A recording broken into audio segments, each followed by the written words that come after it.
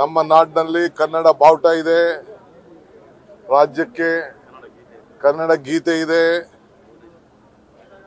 ಎಲ್ಲ ಬಹುಶಃ ಕನ್ನಡ ತಾಯಿ ಭುವನೇಶ್ವರಿಯ ವಿಗ್ರಹ ಕೂಡ ನಾವು ಸ್ಥಾಪನೆ ಮಾಡಿದ್ದೇವೆ. ಪ್ರತಿ ಕಟ್ಟಡಗಳಲ್ಲೂ ಕೂಡ 60% ಸೈಜ್ ಇರುವಂಥ ಮಿನಿಮಮ್ ಕನ್ನಡದ ಫಲಕವನ್ನು ಹಾಕಬೇಕು ಅಂತೇಳಿ ಆದೇಶ ಕೊಟ್ಟಿದ್ದೇವೆ. ಮುಂದಿನ ದಿನದಲ್ಲೂ ಕೂಡ ಇನ್ನು ಅನೇಕ ಆದೇಶಗಳು ಬರ್ತದೆ. ಜನ ಕೂಡ ಎಲ್ಲರೂ ಕೂಡ ಇವತ್ತು ಸಹಕಾರ ಕೊಡ್ತಾ ಇದ್ದಾರೆ. ಬಂದವರೆಲ್ಲ ಕನ್ನಡ ಕಂಪಲ್ಸರಿ ಕಲೀಲೇಬೇಕು, ಕನ್ನಡನ ಮಾತಾಡಲೇಬೇಕು. ಈ ನಾಡಿನಲ್ಲಿ ಬಂದಿರೋರು, ಈ ನಾಡಿನಲ್ಲಿ ಬದುಕ್ತಾ ಇರೋರೆಲ್ಲ ಕೂಡ ಇವತ್ತು ಎಲ್ಲ ರೀತಿ ಸಹಕಾರವನ್ನು ಕನ್ನಡಕ್ಕೋಸ್ಕರ ಕೊಡಬೇಕು ಅಂತೇಳಿ ನಾನು ಎಲ್ಲ ಸಾರ್ವಜನಿಕರಿಗೂ ಕೂಡ ಮನವಿ ಮಾಡ್ತೇನೆ. ಸರ್, ಬೆಳಗಾವಿನಲ್ಲಿ MES ಅವರು ಪ್ರತಿಭಟನೆ ಮಾಡ್ತಾ ಇದ್ದಾರೆ ಸರ್. ಅವರಿಗೆ ಪೊಲೀಸರು ಶ್ರೀರಕ್ಷೆ ಕೊಡ್ತಾ ಇದ್ದಾರೆ ಅಂತ, ಅವ್ರಿಗೆ ಸೆಕ್ಯೂರಿಟಿ ಕೊಟ್ಟಿದ್ದಾರೆ, ಅವ್ರ ಜೊತೆ ಸೆಲ್ಫಿ ತೆಗೆದುಕೊಂಡಿದ್ದಾರೆ ಅಂತ. ಬೆಳಗಾವಿಯಲ್ಲಿ MES ನವರು ಪ್ರತಿಭಟನೆ ಸರ್, ಅವ್ರ ಜೊತೆ ಪೊಲೀಸರು ಅವ್ರ ಪ್ರತಿಭಟನೆಗೆ ರಕ್ಷಣೆ ಕೊಡ್ತಾರೆ. ನನಗೆ ಇನ್ನ ಮಾಹಿತಿ ಇಲ್ಲ.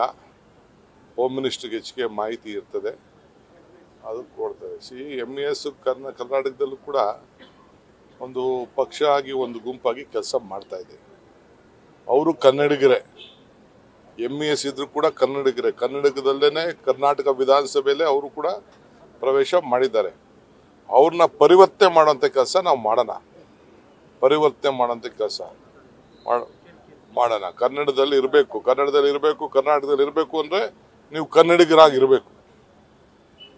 ನವೆಂಬರ್ ಸ್ಟಾರ್ಟ್ ಆಯ್ತು ಸರ್, ನವೆಂಬರ್ ಕ್ರಾಂತಿ ಅಂತ ಏನೋ ಚರ್ಚೆಗಳು ನಡೀತಿತ್ತು ರಾಜಕಾರಣದಲ್ಲಿ.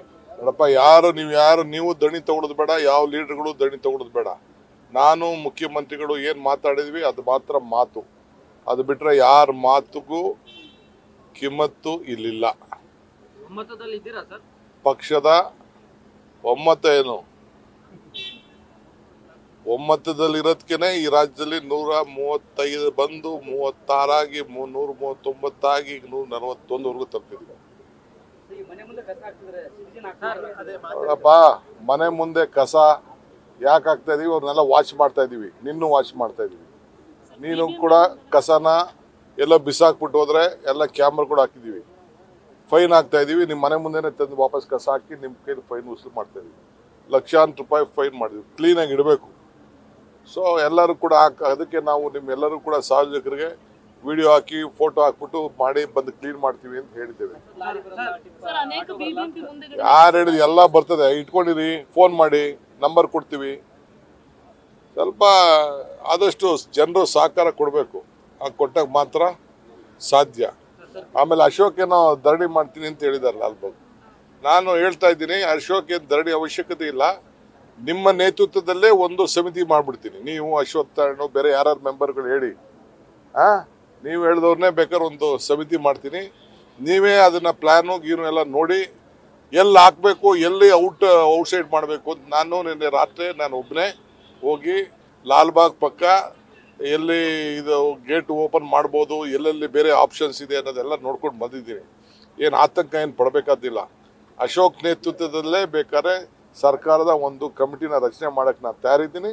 ಅವರೇ ಸರ್ಕಾರಕ್ಕೆ ಗೈಡ್ ಮಾಡಿ. ಅವರು ಬೆಂಗಳೂರಿನವರು, ಅವರು 8 ಸತಿ 7 ಸತಿ ಬೆಂಗಳೂರಲ್ಲಿ ಗೆದ್ದಿದ್ದಾರೆ. ಅವ್ರಿಗೂ ಜವಾಬ್ದಾರಿ ಇದೆ.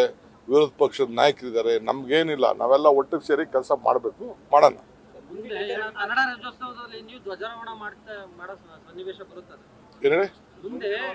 ಈಗ ಮಾಡಿದ್ನಲ್ರಿ, ಒಳ್ಳೆ ಕತೆ ಆಯ್ತಲ್ಲ. ನ್ಯೂಸ್ ಫಸ್ಟ್, ನಿರ್ಭೀತಿಯಿಂದ ನಿಮ್ಮ ಪರವಾಗಿ.